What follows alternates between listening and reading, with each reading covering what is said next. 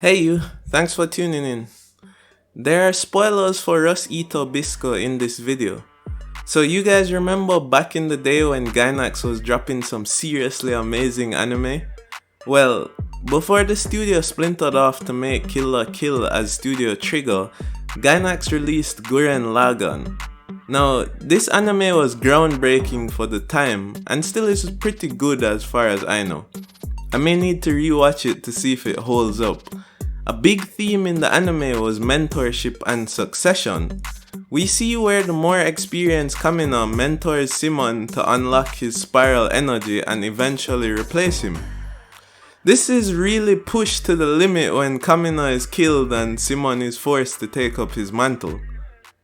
RustEater Bisco tries the same thing thematically but fails in the execution. Bisco and Milo have a similar dynamic to Kamina and Simon. With Bisco being the senior mushroom keeper, he teaches Milo all about mushroom control, metal crab riding, and more. But when the time comes for Bisco to pass on the mantle, the narrative failed tremendously in the execution. Hey everyone, welcome to Aniprop. Like the video if you like it and let's get into it.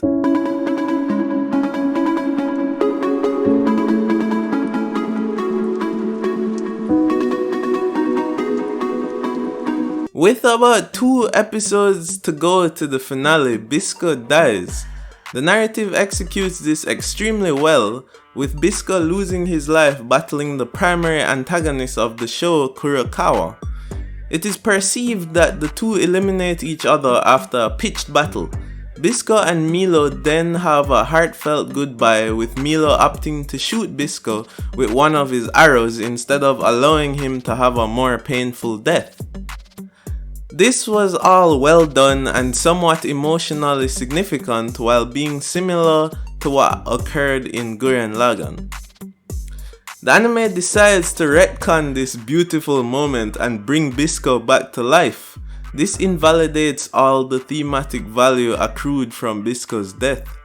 Before I fully assault the direction of the show, I want to point out why I think this was done. Milo does not make an entertaining or compelling protagonist on his own. In fact, for the few episodes where he had significant screen time on his own, I nearly fell asleep, no cap. Gurren Lagann had similar hurdles to clear and they overcame it by using anime's greatest trump card, a time skip, in between the first and second half of the show. This allowed the showrunners to realistically recharacterize people in the existing cast to cover the holes left by losing Kamina. Lord Kamina. Hear me out for a second. Narratively, after Bisco and Kurokawa die in battle, they end up immediately resurrecting the legendary rust-spreading Tetsujin. And both Bisco and Kurokawa are still alive, with Bisco becoming some kind of immortal god and Kurokawa becoming the master of the Tetsujin. This resurrection would have been such a cool plot point for a second season. End this season with Bisco perceived as dead and give us a time skip like Gurren Lagann. The writers could have developed the secondary characters in the time skip and especially spend time on developing Milo as a more independent character. Instead, the anime ends with this immediate retcon and this unrealistic happily ever after ending where all the rust is suddenly cured from the main cast of characters. I checked and I can confirm that the anime is indeed following the source material. The anime only adapts the first volume of the manga, and the story gets more complex and convoluted in the second volume, with the narrative exploring religious themes related to the rust.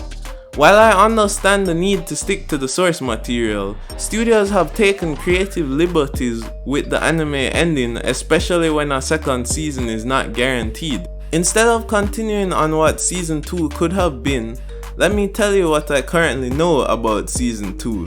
RustEater Bisco hasn't been officially renewed for a second season yet by Studio Oz, but based on the mostly positive reception of the anime received and the fact that the IP has consistent source material being produced, a second season is very likely. The production of the first season took approximately 10 months after the confirmation.